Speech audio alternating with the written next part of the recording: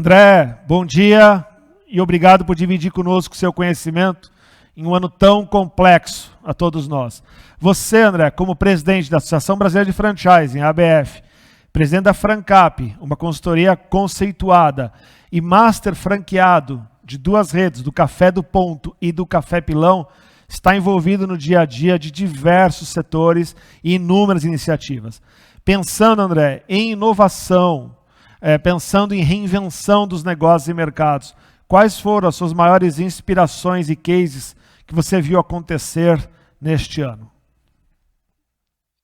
Rodrigo, super obrigado pelo convite, um prazer e uma honra aqui estar falando com você, com o pessoal da Alpha Graphics, os próprios franqueados. Eu sei que vocês também estão com uma convenção aberta, com muita gente assistindo vocês, então obrigado novamente pelo convite.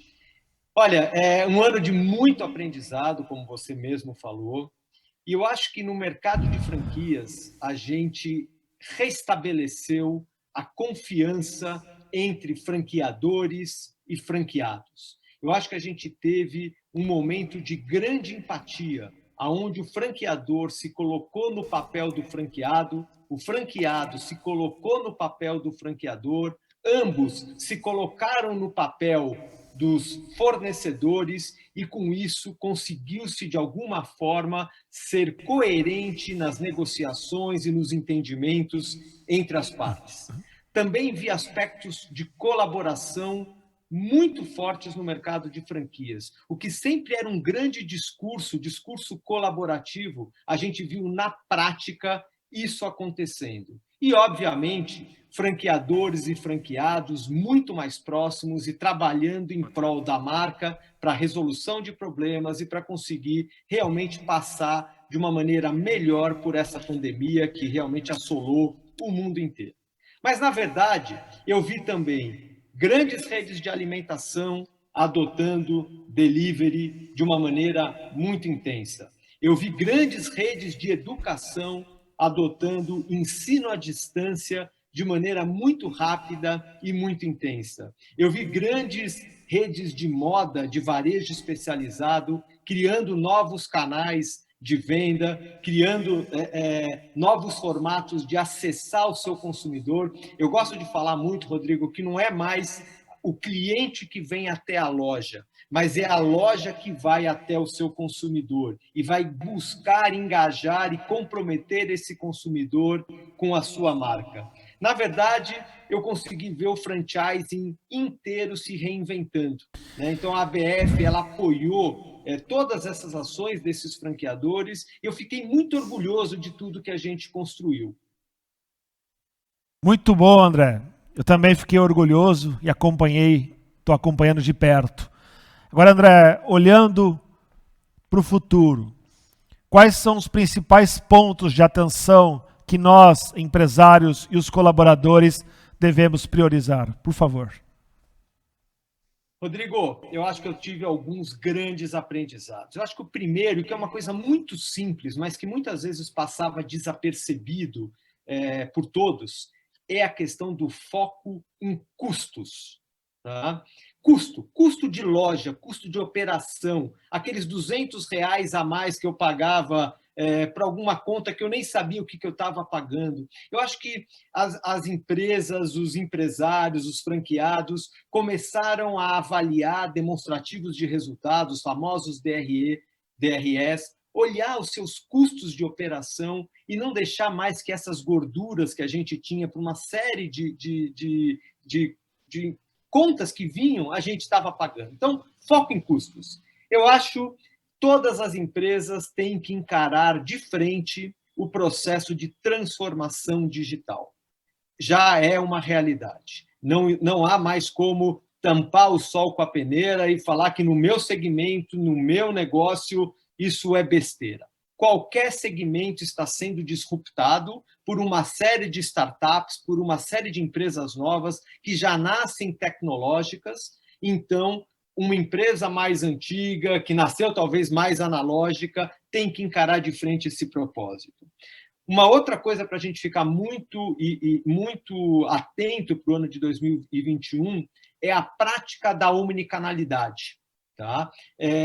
O que era discurso também no passado, a integração de canais passou a ser realidade, ser colocada em prática com essa pandemia. O que muitas vezes podia ser conflituoso, uma relação franqueador-franqueado, na questão de conflito de canais, no sentido de o e-commerce é do franqueador, a loja física é do franqueado, percebeu-se, e aí eu acho que a gente vai intensificar muito a partir do próximo ano, onde o franqueado ele é parte muito importante da cadeia de distribuição do franqueador.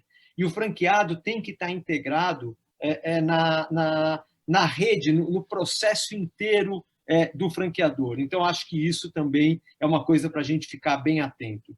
E, obviamente, empresas com propósito, empresas com legado, são as empresas que vão fazer diferença daqui para frente. Eu costumo falar que é muito fácil pregar na parede qual é a minha missão, qual que é a minha visão, quais são os meus valores. O difícil é colocar isso em prática. Empresas que não têm propósito, que não conseguem mostrar o seu propósito, os seus valores para os seus consumidores, vão estar perdendo muito. Então, acho que é a hora agora da gente mostrar que diferença que a gente quer fazer na sociedade, que diferença que a gente quer fazer com os nossos franqueados, com os nossos consumidores. Então, eu acho que é o momento da gente colocar a cara para o propósito de cada uma das nossas empresas.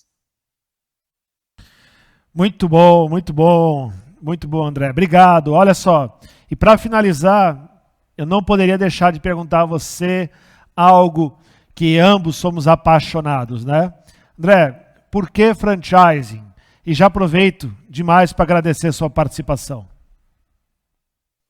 Rodrigo, cara, são 30 anos dedicados ao franchising, né? Quer dizer, a minha vida inteira foi dedicada ao franchising e eu gosto muito de definir o franchising. Eu tenho uma frase que eu gosto muito e que eu acho que significa um pouco do espírito do franchising. É uma frase do Jeremy Rifkin, que é de um livro que chama A Era do Acesso, que fala o seguinte: mais vale o acesso a curto prazo do que a propriedade a longo prazo.